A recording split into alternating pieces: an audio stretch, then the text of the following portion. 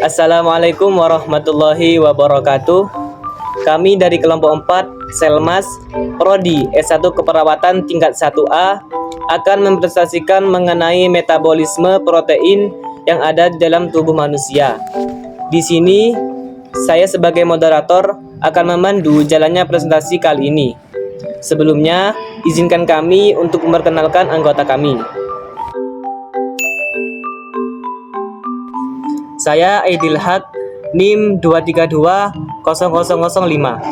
Halo. Saya Anissa, NIM 23211. Saya Dia Ayakawadani, NIM 23215. Perkenalkan, nama saya Fauzia, NIM 23218. Saya Kanarisa Ramadhani dengan NIM 2320026. Saya Lailatul Fitria dengan NIM 23228. Dan saya Muhammad Bagus Arya Putra dengan NIM 23233.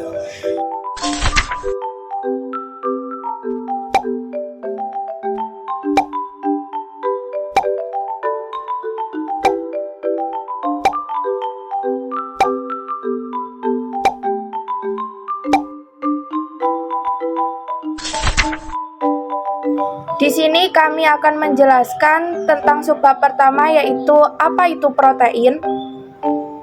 Di sini saya akan menjelaskan tentang 3 jenis protein. Dan saya akan menjelaskan tentang fungsi protein.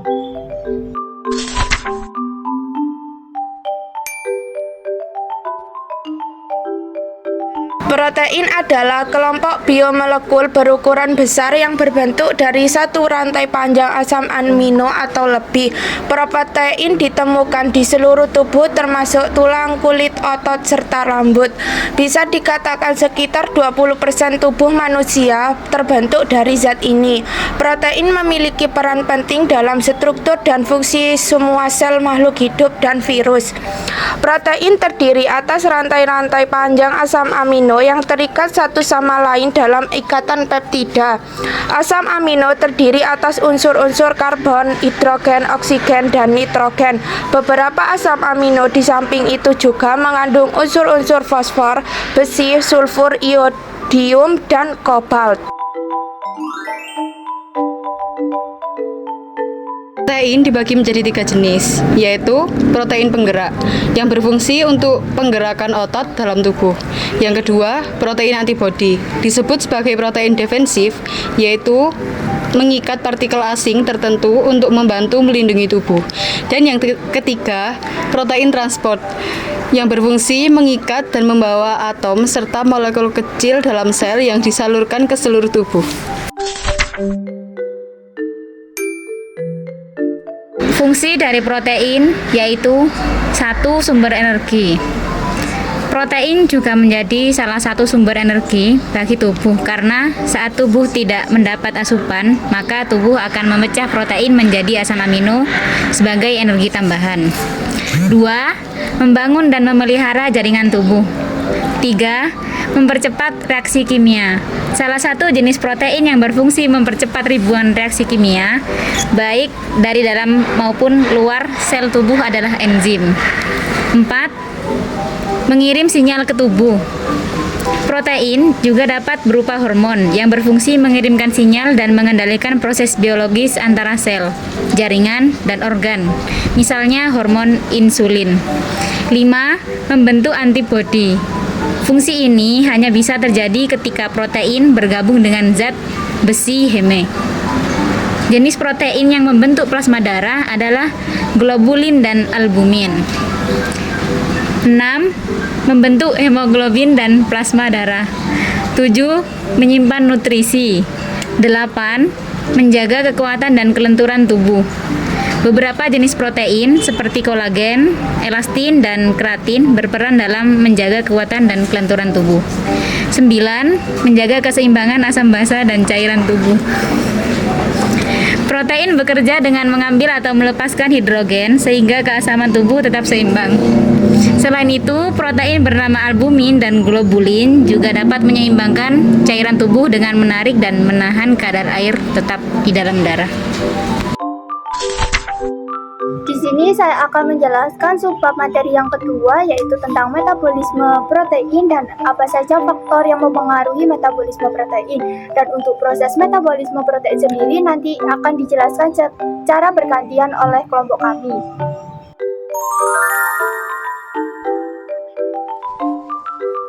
Metabolisme protein adalah sebuah proses yang sangat penting bagi tubuh. Manusia hampir selalu mengonsumsi protein yang merupakan komponen penting yang berasal dari lauk pauk dan kacang-kacangan. Metabolisme protein terjadi dalam dua fase, yaitu anabolisme dan katabolisme. Anabolisme terjadi 3 tahap, yaitu prekursor, konsumsi energi, dan pembentukan molekul kompleks. Pembentukan prekursor digunakan untuk membangun molekul yang lebih besar seperti asam amino, monosakarida, isoprenoid, dan nukleotida. Konsumsi energi.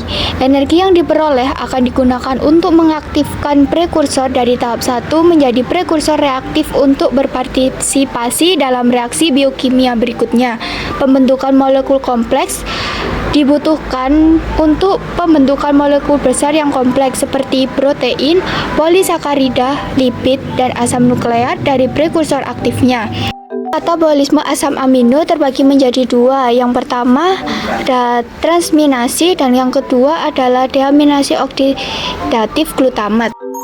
Faktor yang mempengaruhi terjadinya metabolisme protein yaitu sumber protein, ukuran partikel, suhu dan pH, kelenjar pencernaan, jumlah makanan yang dikonsumsi, ukuran dan umur organisme hidup, yang terakhir perlakuan terhadap bahan makanan sebelum atau pada saat proses.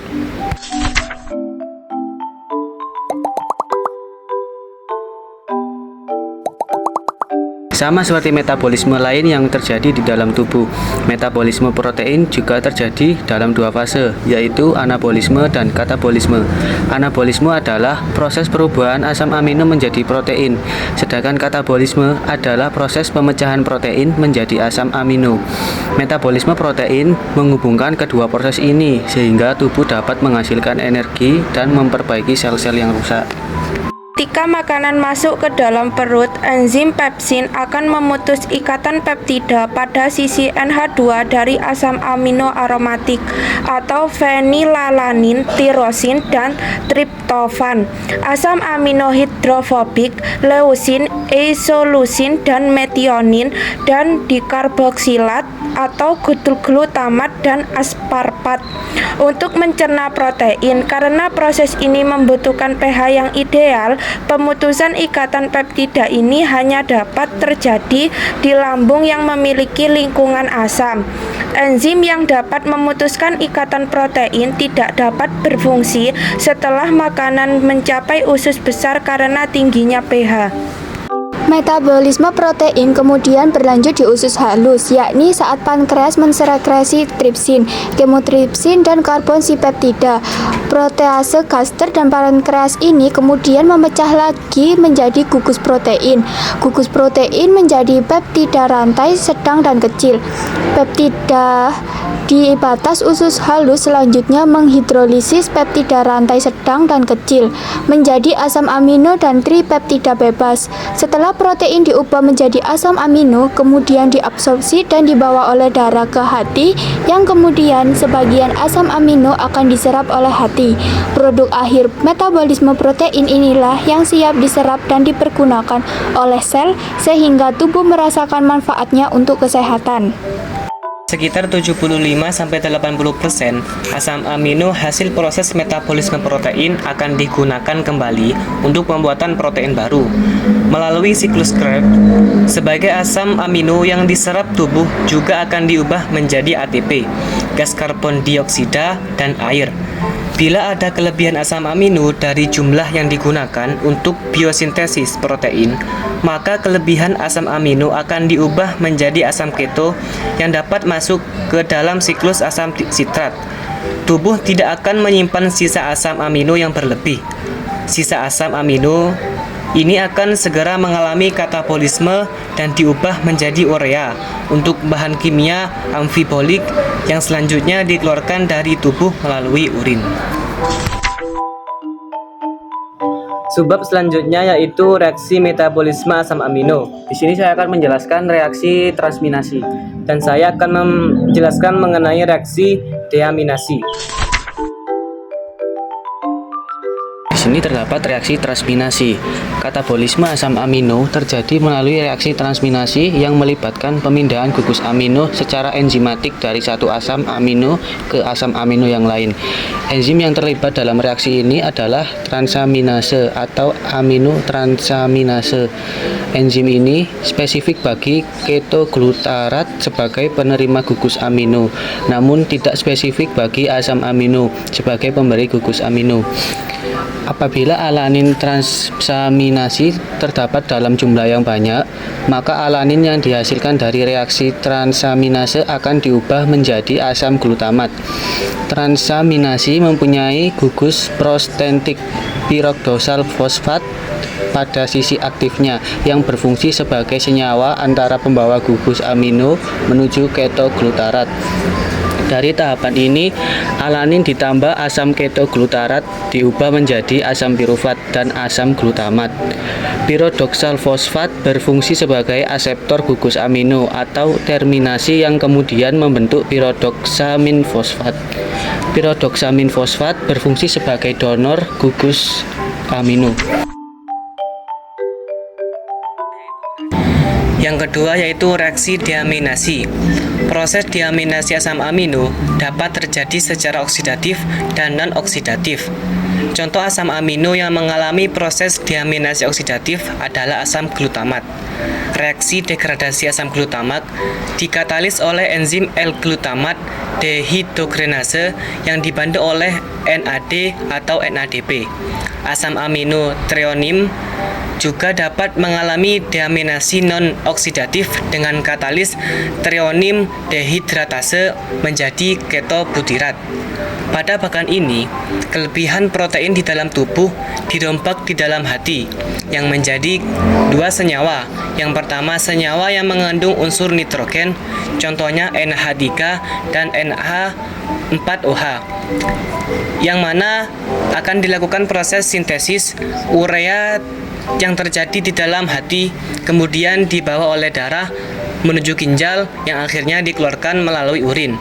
Senyawa yang kedua itu merupakan senyawa yang tidak mengandung unsur nitrogen, yang kemudian dilakukan proses sintesis bahan baku karbohidrat dan lemak, dan yang terakhir yaitu dilakukan proses oksidasi yang akan menjadi energi. Di sini saya akan menjelaskan sebab yang terakhir yaitu penguraian protein dalam tubuh. Manusia melakukan pergantian protein tubuh sebanyak 1 hingga 2% dari total protein tubuh, khususnya protein otot. Dari total asam amino yang dihasilkan melalui proses tersebut sebanyak 75 hingga 80% digunakan kembali untuk sintetis protein baru, sedangkan 20 hingga 25% sisanya akan membentuk urea.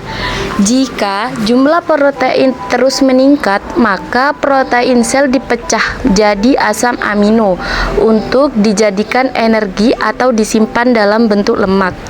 Pemecahan protein jadi asam amino terjadi di hati dengan proses deaminasi atau transminasi. Dan itulah presentasi dari kelompok 4, kelompok Selmas. Apabila ada keterangan atau penjelasan yang kurang tepat, kami memohon maaf yang sebesar-besarnya. Dan semoga apa yang kami sampaikan dapat bermanfaat ke depannya. Wassalamualaikum warahmatullahi wabarakatuh. Terima kasih.